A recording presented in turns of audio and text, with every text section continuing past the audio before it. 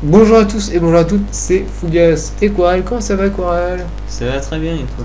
Bonne année, bonne santé, hein. Merci à toi aussi. Oh, merci. Donc aujourd'hui on se retrouve avec une vidéo un peu spéciale. Oui, idée de Fougas, hein. Pour une fois que l'initiative vient de lui, je pense qu'il faut le noter. En effet. Oui, donc ça s'appelle le récap super centenaire. Qu'est-ce que le récap super centenaire? Ça se passera tous les mois du janvier, mi-janvier, et on énumérera. On énumérera. on énumérera. On dira tous les faits qui ont marqué l'année précédente. Donc là, ça va. Voilà. L'année 2012. En fait, globalement, c'est des validations un peu qui sortent de l'ordinaire, quoi. Par exemple, la première validation de tel pays, on avait eu en 2011 James Sisnet, premier super centenaire des Barbades. Ok. Ton discours, on dirait De Gaulle. Bon, donc, on commence avec le mois de janvier ou pas? On commence avec le mois de janvier normal. Oui, ben oui. L'année commence avec le mois de janvier. Donc, et qu'est-ce qui a marqué ce mois de janvier, mon petit? Dis-moi tout. 2 décès. Oui, c'était un sale mois. Mais les mois de janvier sont en général les mois les plus durs de l'année, car c'est le mois le plus froid. Mais ouais, c'est vrai. Mais le mois d'août, c'est le mois le plus chaud et des fois, ça peut être rude aussi. En canicule, je pense que c'est dangereux. Alerte à la canicule.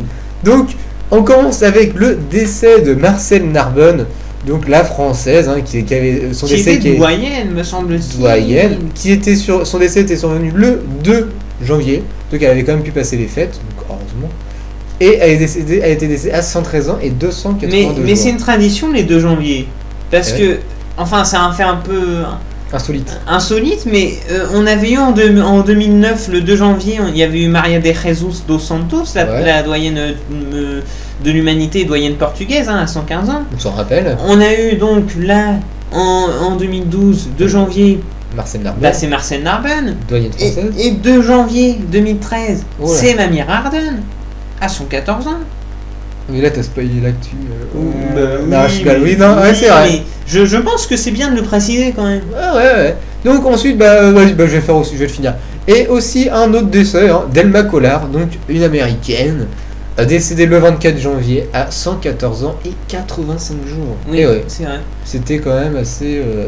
C'était du contenu, enfin, il y avait du décès là. C'était vraiment. Ouais, c'était lourd. C'était lourd, voilà. Parce que c'était Delma Collard, au moins, c'était sûr, c'était une membre du top 10. Ah bah là, c'est sûr. Et il me semble que Marcel Narbonne était pile poil à la 10e place, quoi, ou 9e. Ah ouais, pile poilou, hein. Alors vas-y, fais le mois de février, toi, vas-y. Alors, le février, la première nouvelle, c'est le décès de la doyenne autrichienne Hermine Nissler, qui donc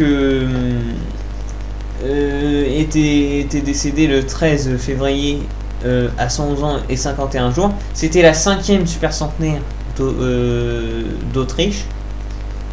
Et voilà pour elle. Hein. Bah oui, honorable. Et elle termine 2e plus vieille super centenaire autrichienne de tous les temps, hein, derrière Maria Mika.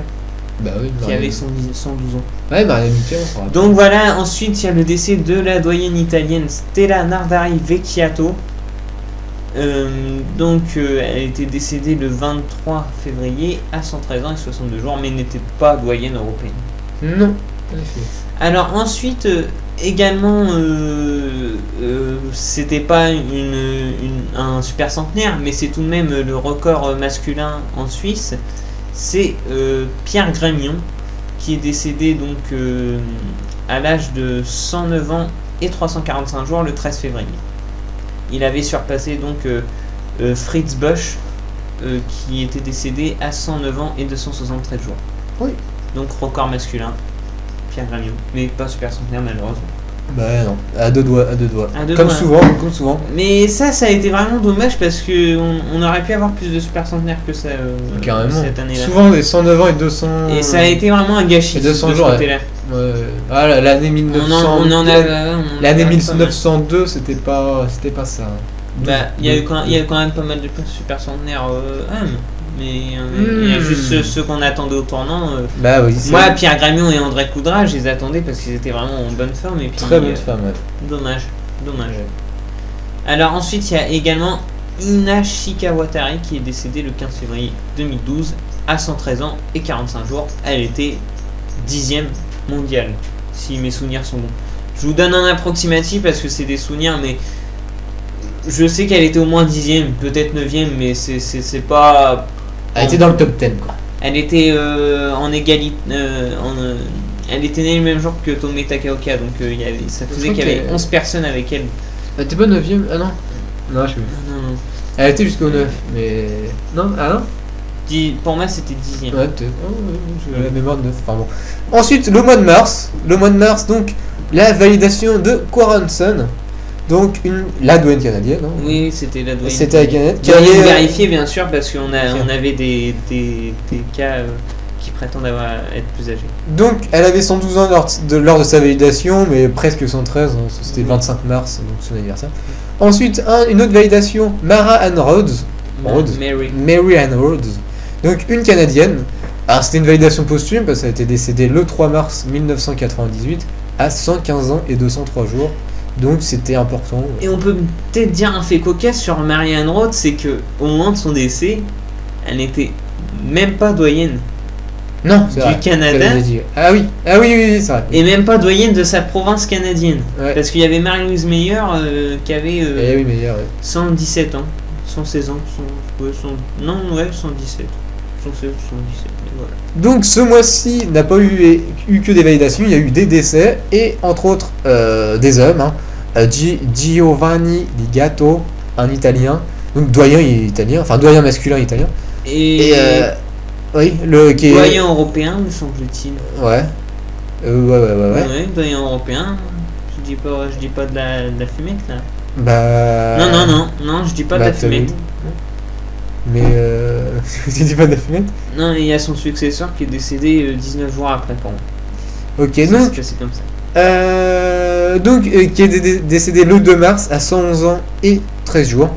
Et un autre homme qui nous avait attristé, oui, l'aimait bien. J'aimais bien.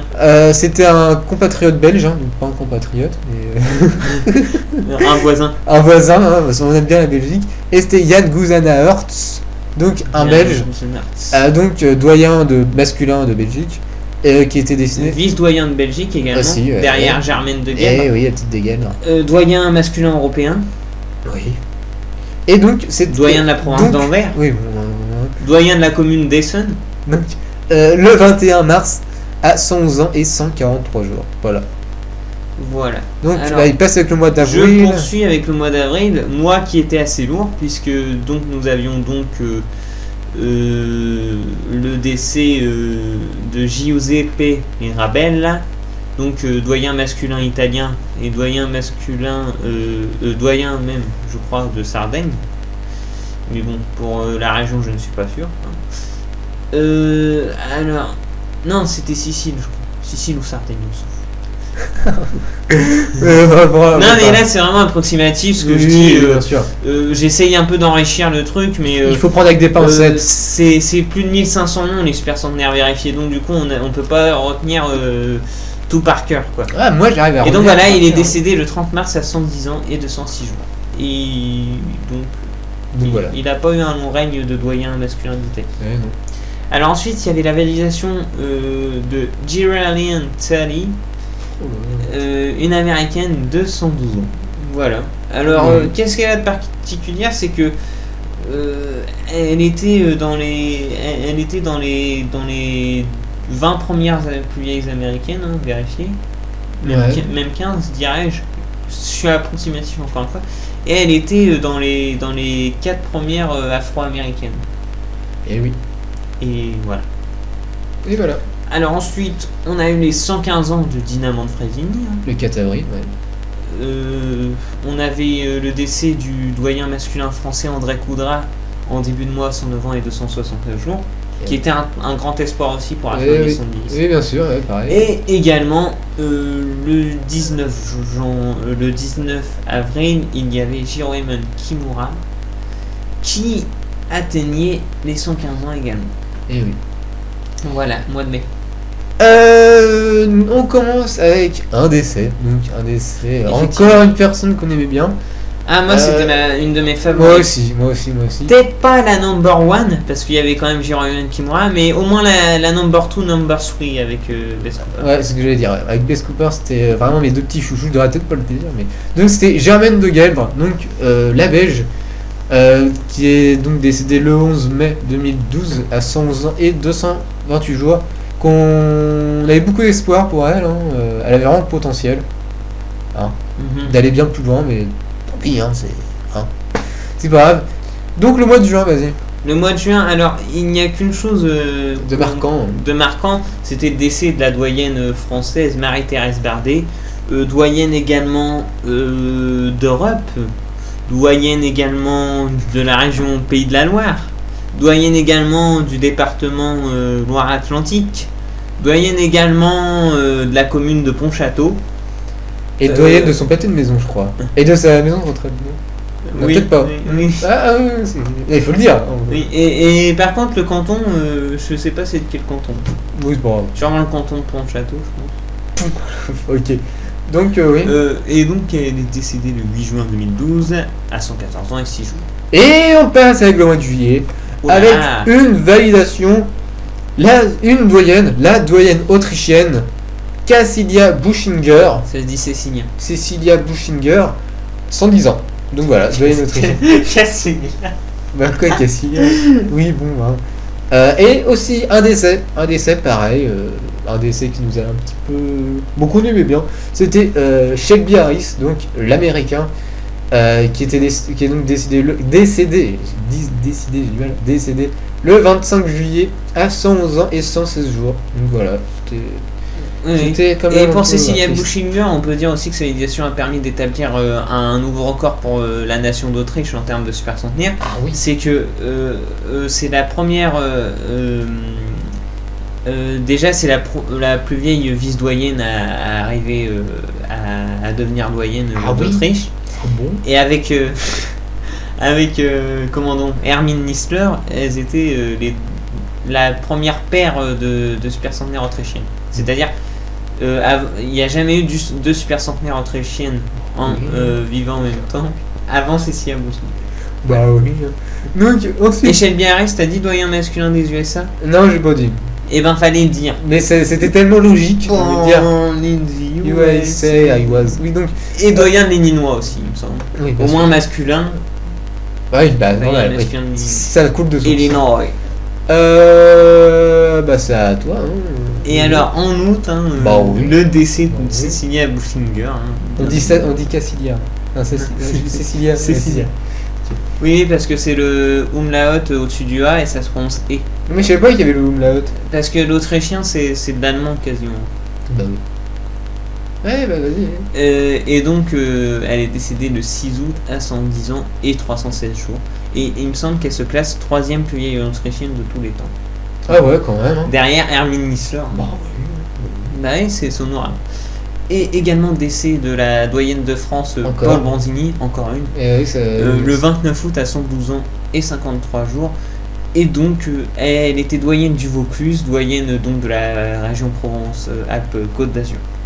Donc, le mois de septembre, avec une validation de Jane Grey. Jane Grey, donc une Australienne qui avait 110 ans. Qu'est-ce qu'il y a d'exceptionnel, c'est qu'aujourd'hui, elle est australienne. Elle est doyenne depuis le décès de Evan McConnell. Voilà. Donc, et également doyenne de la région de l'État australien de la New South Wales. La Nouvelle-Galles du Sud, traduit en français. Ok. Ensuite, Koto Kubo. Donc, validation de Koto Kubo. Ouais, c'était la 4ème plus vieille personne actuellement en vie au monde. Qui était. Parce qu'elle avait 114 ans, donc c'était une japonaise. Voilà, hein. Et ensuite, une décès. C'était Augusta Holtz, USA, décédée le 21 octobre 1986. Voilà, à 115 ans et 79 jours. Donc voilà, c'était une validation. Elle est décédée aux USA donc, mais elle est née en Allemagne et c'était également au moment de son décès la doyenne de l'humanité. Même si la validation est posthume et 15 ans après le décès. Hein. Oula. Oui, c'est ça à peu près. Ouais. Et c'était elle le premier record de longévité. Enfin, elle a été un record de longévité avec ses 115 ans. Bien sûr. Voilà. Ensuite, les décès du mois de septembre, il y avait Francisco Fernandez, donc l'espagnol, doyen espagnol, masculin. Et doyen masculin européen et Bien doyen sûr. d'Espagne. Bien sûr, est-ce que j'ai dit? Ah oui, doyen, oui, bien sûr. Oui, bah Donc, qui était décédé le 7 septembre, à 111 ans et 45 jours. Et il y a un autre décès, une japonaise, Kame Nakamura, donc le 12 septembre, à 114 ans et 185 jours. Et me décédé. semble-t-il, était-elle la 5e plus vieille personne actuellement âgée? Peut-être. Donc ensuite, le mois d'octobre. Non, 6e, pardon. 6e. Le mois d'octobre. Et le mois d'octobre, il y a un décès, c'est celui de la doyenne française encore. C'est Maria Richard cette fois-ci qui s'y colle. Le 10 octobre, à 111 ans et 313 jours. Donc elle était doyenne également du Languedoc-Roussillon et du département de l'Hérault. Et ensuite, le mois de novembre, donc avec la validation de Fanny Godin, donc grand potentiel. Oui, oui. Donc, Elle sort toujours en resto et tout. Enfin, souvent, ah oui, elle peut encore marcher avec une canne. c'est un vrai, comment dire, un vrai. Elle fait encore les exercices avec les autres pensionnaires de la maison de retraite. Bon, elle n'a pas voulu faire le truc de la montgolfière parce qu'il y a une activité et donc ouais, mais elle était quand même toujours au pied de la montgolfière pour admirer et s'imaginer dans la montgolfière. Voilà. C'est vrai qu'à cet âge-là, il faut pas non plus faire des trucs trop. Bah, c'est quand même pas mal. Bah bien sûr, oui. De pouvoir sortir en plein air et tout ça. Bien sûr. Donc, ensuite, un décès. Donc, c'était le décès de Beryl Capon, donc l'américaine, donc qui était décédée le 7 novembre à 113 ans et 156 jours. Une autre personne, et doyenne de la Caroline du Sud. une autre personne décédée à 113 ans. Du Dakota du Sud, pardon. Non, mais tu me coupes ma transition. Une autre personne décédée à 113 ans, c'était Neddy Whittington, donc en couronne américaine. Donc le 24 du même mois à 113 ans et 24 jours. Ensuite, une autre américaine, et oui, on l'arrête pas, qui était d'ailleurs validée le même mois, c'était Mary Phelps, américaine. Elle a été validée le mois de novembre. Hein. Elle est décédée le mois de novembre. Oui, c'est ce que je dis. Non, mais tu t'es mal expliqué, mon petit. Bah, on est au mois de novembre, je dis qu'elle a été validée le même mois. Je sais pas. Parfait la récap. Décédée le 19 novembre à 112 ans et 106 jours. Allez, je te laisse finir, hein, parce que toi, tu sais mettre la cerise sur le gâteau, toi. Le mois de décembre, c'est quand même quelque chose d'énorme. T'es un peu le gâteau sur la cerise. Parce que c'était la validation de Goldie Steinberg, hein, la première super centenaire d'origine moldave, hein, Goldie Steinberg, donc 112 ans. Et niveau décès, il y avait Bess Cooper, donc doyenne de l'humanité. Ah là, ça par contre, elle nous a fait mal, elle nous a fait mal. Elle est décédée aux États-Unis, hein. Doyenne de l'humanité, doyenne des États-Unis, doyenne de la commune de Monroe, doyenne de l'État de Géorgie. Hein. Et elle avait un pont à son nom. Et elle avait un pont à son nom. Et c'est la 8e plus vieille personne de tous les temps. C'est réellement un pont à son nom ou c'est juste en hommage à Bess Cooper? Le pont, ça s'appelle bien Bess Cooper Bridge. Je pense que c'est ça, oui. Mais moi, j'en suis pas sûr. Mais le pont, si le pont lui est dédié avec la pancarte, c'est que il doit bien. Mais t'as des films, par exemple. Bah au moins le pont lui est dédié. Oui, t'as des films dédiés à des personnes. Et donc ensuite on passe au décès de Dina Manfredini, hein, qui est donc qui a succédé à Bess Cooper, hein, mais elle est décédée le 17 décembre, soit 13 jours après avoir pris le flambeau de doyenne humaine. Donc Dina Manfredini, qui elle était? C'est la plus vieille émigrante italienne de tous les temps, plus vieille personne d'origine italienne de tous les temps, doyenne de l'humanité au moment de son décès, doyenne d'Iowa, doyenne de la commune de Des Moines, d'Iowa, doyenne, 10e plus vieille personne de tous les temps au moment de son décès, hein. Et elle est donc décédée à 115 ans et 257 jours. Ok. Et pour clore cette actu, également le plus grand, le plus attendu, je pense, de cette année 2012, c'était un nouveau record pour la longévité masculine, puisque le doyen de l'humanité, Jérôme Kimura, successeur de Dina Manfredini, a dépassé le record de Christian Martensen, donc l'homme peut vivre plus longtemps. Non. Bon, en Hein. effet. Les limites de la longévité de l'homme ont été repoussées En effet. à plus de 115 ans et 253 jours. En effet. Voilà, donc on a fini sur... Sur une note Ouah. positive, hein, mais globalement, cette année 2012 est loin d'être une année Bah, entièrement positive, puisqu'il y a eu quand même beaucoup de décès importants. mais c'est vrai que le fait le plus marquant, ça a quand même été Guillaume Kimura, je pense.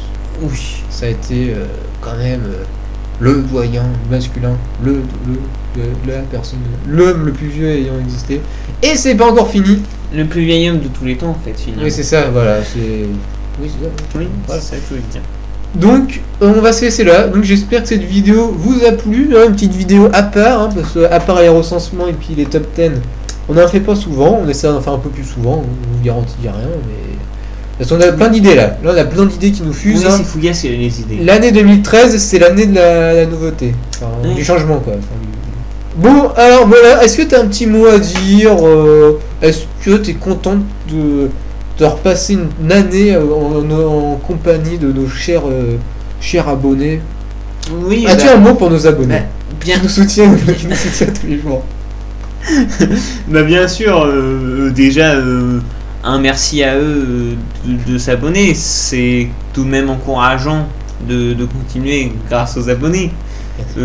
Ça nous permet d'avoir parfois des bonnes notes sur nos vidéos, hein, des pouces verts. Et des commentaires très constructifs. Oui. Et bah voilà, puis bah, on vous souhaite une bonne année à vous tous. Hein. Bah oui, hein, de toute façon c'est fini depuis 18 jours la bonne année. Ah non, c'est tout le mois de janvier. Ah non. Ah oui. Ah non, non, Oui. non, non mon petit, je vais t'apprendre la vie, mais non, c'est pas comme ça que ça marche. Bien sûr que oui, c'est tout le mois de janvier. Bah excuse-moi, alors à ce moment-là, faites la fin d'année tout le mois de décembre. Ah bah exactement. Moi, C'est- le Noël, c'est dès le 1er décembre, hein, tous les mois, tous les jours. Bon, on se laisse là.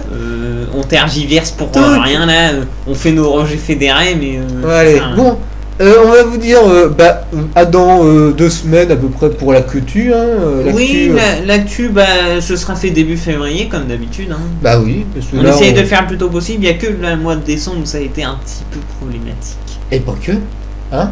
Monsieur qui était parti sous les tropiques là, la dernière fois. Hein. Ah. Et là, on a vu du retard à cause de toi. Hein. Ouais, non, 4 jours, 5 jours. Et bon, on vous laisse là, on vous dit à la prochaine pour l'actu et encore bonne année. Allez, salut. Salut.